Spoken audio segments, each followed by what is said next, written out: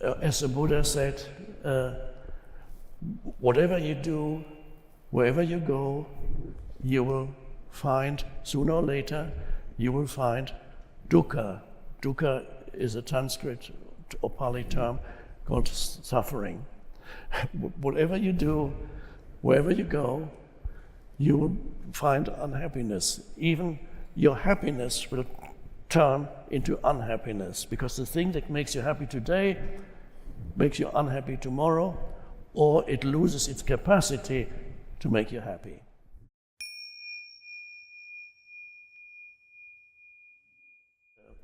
A relationship makes you happy, you fall in love, you start living together, you sign a contract that you're definitely serious about it, the contract says, and you get the person makes you happy, honeymoon, yay, yay. 2 years later, 3 years later, the person that made you so happy is the person that makes you extremely unhappy. What happened? That wasn't supposed to happen. So it's the same person suddenly showed his or her, well, you then misinterpret as saying, he or she showed me her true face. I realized that it was all a sham, it was all, and whatever your mind says. No, you encountered human unconsciousness. And your partner encountered, through you, human unconsciousness. Perhaps he or she was more unconscious than you, that's possible, but it could also be a misperception. It's very easy to fool oneself. Self-knowledge is very difficult. So, happiness, unhappiness, surface level of reality, and unless you go deeper, you cannot find lasting satisfaction. And there's another meaning to the cross that I mentioned earlier, the torture instrument that becomes a symbol for the divine. There's another meaning to it, and that cross shows the two dimensions of life, the horizontal dimension, which is the surface reality where the surface I lives, the personality lives in the horizontal dimension, and then you have the intersection, the vertical dimension, present moment. Horizontal dimension, past, future. Then the vertical dimension, present, opens up the depths. That's the awakening. And your task in life is to live in both dimensions. You become a kind of hybrid. One foot, so to speak, in the horizontal dimension where you as a personality lives, and there you have things to do. As a personality, there are new things to experience. There are things that you can, skills to acquire. You acquire new skills, learn a new language, learn a craft, learn this or that, or build up some business, hopefully a conscious business. So you have plans, you have goals, and you're active every day. You have to be. You have to do things. So you operate on the level, on the surface level of the horizontal dimension. You need to take some action. But the question is, are you losing yourself in the horizontal dimension, so that there's only one doing after another? And you finish one thing here, and you're always grasping for the next thing.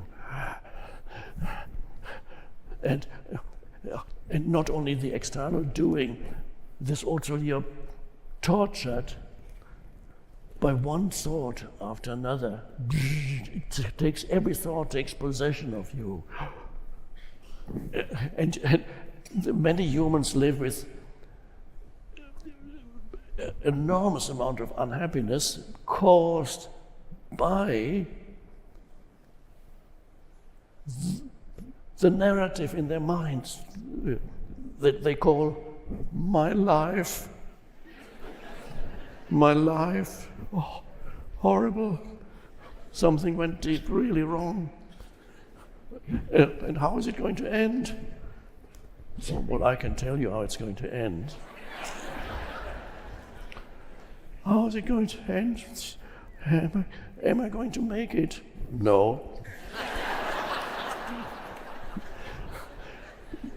You cannot make it on the horizontal. It's there, you need to deal with it. Do not have excessive expectations about the horizontal level of reality. The suffering arises if you have excessive expectations, which means you're expecting some situation or achievement or person or possession to make you happy. And then it fails to, it does for a little while, and then you need an answer, fix, because it doesn't fulfill its function for very long.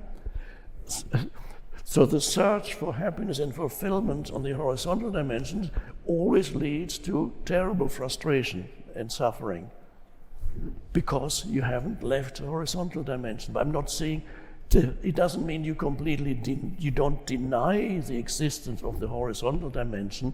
You have to deal with it, and in fact, it has a function. All the dissatisfaction that arises, ultimately the unhappiness and the suffering arises when you only operate on the horizontal dimension. That's the very thing that awakens you to the vertical dimension. So the horizontal dimension has its place. It's good, because it makes you suffer, it makes you frustrated, and then the vertical dimension suddenly opens up. And that is a liberation from the horizontal dimension. Not that it doesn't exist anymore, it's still there, you still have to deal with it, but there's no longer, one could say, there's no longer self-seeking on the horizontal dimension. You deal with it and you can enjoy it, but you're not looking for yourself in it. For example, if you have enough money, you can buy something nice. You wouldn't become a compulsive shopping addict. If you're connected with the vertical dimension, you don't need that, but you can still enjoy the things that arise on the horizontal dimension. You can enjoy a relationship, and actually the relationship will work much better if you no longer have the expectation that this person should make you happy. And with any situation, you don't have the expectation that any situation or place should make you happy, because every situation, every place has its shortcomings and exists in the world of polarities. So, and yet, when this expectation drops away, you can actually enjoy things, because you no longer have excessive demands upon things. And so but that can only happen if you're able to bring together the vertical and the horizontal. Now that means, in practical terms, you are continuously, or as much as possible, aware, to put in very simple terms, you are aware of the primary importance of the present moment, and that the secondary importance is future or past. And usually when you're doing something, you're working towards a future.